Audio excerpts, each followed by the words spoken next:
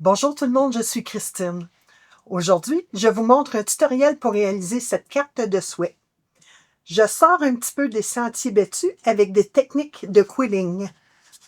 Mais qu'est-ce que c'est le quilling? La base du quilling est l'enroulement de bandes de papier.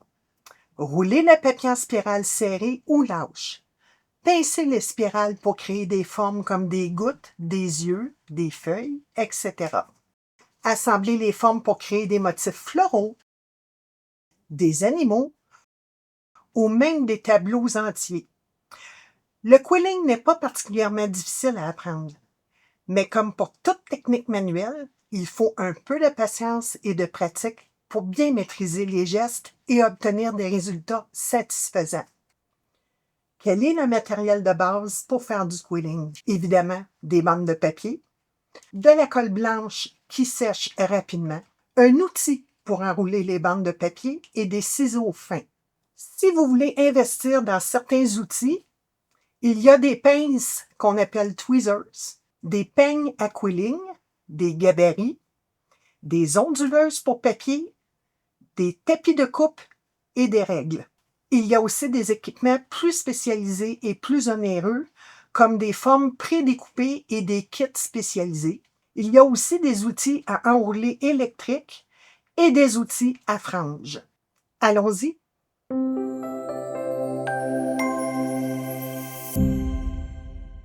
Je commence par réaliser le cadre. Pour cela, j'utilise une matrice de coupe spécialement conçue pour créer des cadres pouvant mesurer jusqu'à 20 par 20 cm. J'opte pour un papier cartonné blanc texturé et je procède à la découpe à l'aide de ma machine Big Shot. Je place la matrice sur le côté texturé du papier pour faire en sorte que la texture soit visible une fois le cadre assemblé. Cette matrice de coupe a l'avantage de découper la forme tout en marquant les plis, ce qui facilite le montage. 4 découpes sont nécessaires pour réaliser un cadre. Je souhaite obtenir un cadre rectangulaire d'environ 13 par 18 cm. La dimension finale du cadre correspond au côté le plus long de la découpe. Je me base donc sur cette mesure pour ajuster les pièces. Je coupe 2 des pièces à 18 cm et les 2 autres à 13 cm.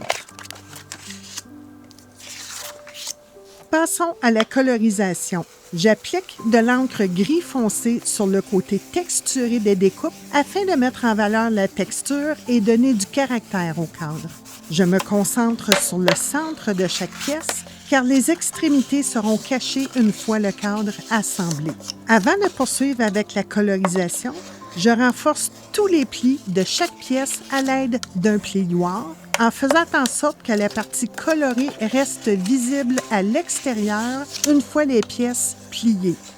L'utilisation d'un plioir offre l'avantage d'obtenir des plis nets sans abîmer le papier. À l'aide d'une brosse légèrement rigide, j'ajoute délicatement de l'encre noire en suivant le sens de la longueur. Le relief créé par les plis accentue l'effet de texture.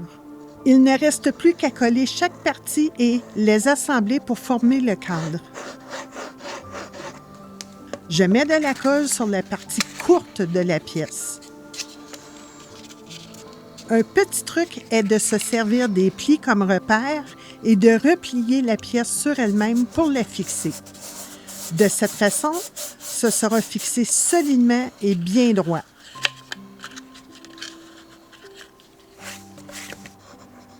Puis, j'ajoute de la colle sur les coins blancs qui sont apparents et je viens insérer les pièces pour les fixer ensemble. Je m'assure que tout est bien en place et je maintiens quelques secondes pour bien faire adhérer. Ensuite, j'ai préparé un fond en carton noir de 13 par 18 cm sur lequel je fixe le cadre.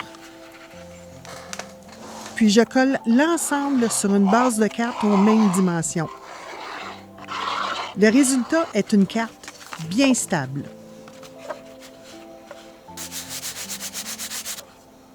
En manipulant la carte, je remarque que certaines parties du cadre bougent.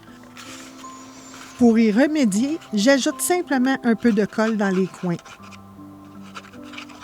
Passons maintenant à la partie quilling. Les bandes de papier mesurent 1,5 mm de largeur et 30 cm de longueur, sauf les feuilles vert pâle, 60 cm, et les pétales de marguerite, 2,5 cm. Pour la fleur rose, je roule des bandes de papier rose.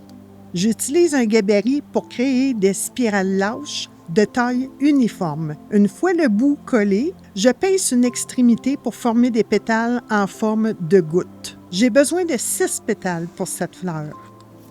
Je roule ensuite une bande de papier jaune en spirale serrée cette fois-ci.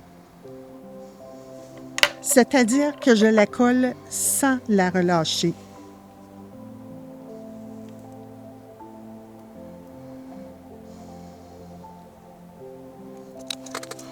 J'assemble la fleur en collant les pétales les uns contre les autres, pointe vers le centre.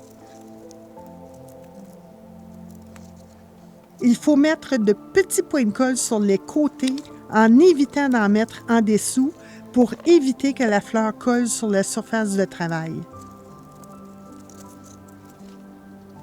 Je maintiens pendant quelques secondes. J'ajoute la spirale jaune sur le centre pour former le cœur de la fleur. Pour les marguerites, je courbe de petits morceaux de bande de papier blanc sans marquer de plis. Je colle les extrémités ensemble. J'ajuste la forme du pétale avec les doigts. Je coupe l'excédent pour ne garder qu'une partie très courte de la base qui reste collée.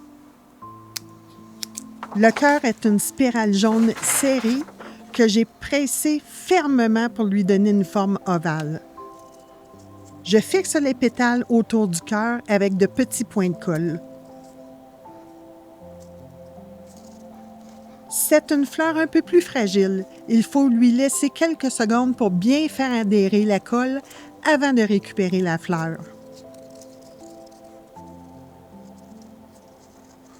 Les grandes feuilles vert pâle sont réalisées avec un peigne à quilling. Je commence par une petite boucle que je fixe et que j'enfile sur la première dent du peigne. J'enroule la bande autour de la dent suivante et ainsi de suite. Je maintiens la feuille à l'arrière du peigne pour en faciliter la réalisation et la garder bien droite.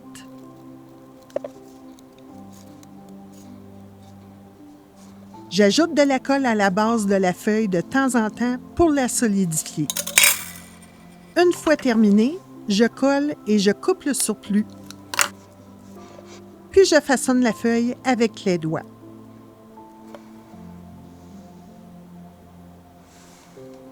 Pour les feuilles de marguerite, je forme une boucle au centre d'une bande et je la colle à la base.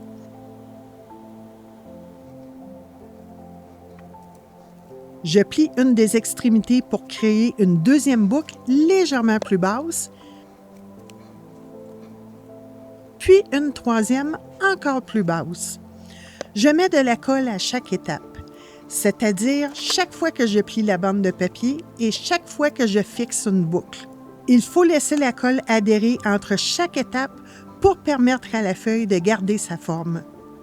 Je répète le processus avec l'autre extrémité.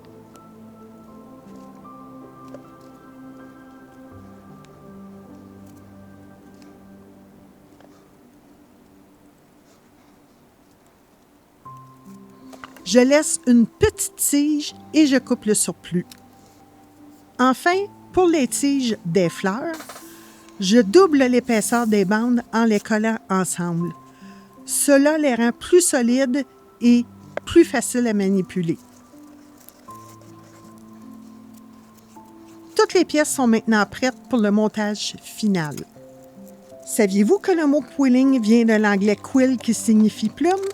À l'origine, les artistes utilisaient des plumes pour enrouler les bandes de papier. L'art du quilling serait lié à l'invention du papier en Chine au 2e siècle, Au Moyen Âge et à la Renaissance en Europe, le quilling s'est développé comme un art religieux. Du 17e au 19e siècle, le quilling devient un loisir prisé par les jeunes filles de la haute société qui créaient des œuvres profanes comme des tableaux décoratifs. Il passe ainsi d'un art religieux à une activité artistique et sociale. Aujourd'hui, le quilling est bien plus qu'un loisir créatif. C'est devenu une forme d'art contemporain à part entière, utilisée dans des domaines variés et avec des approches très innovantes. Et voilà, une carte unique et très originale. Qu'en dites-vous?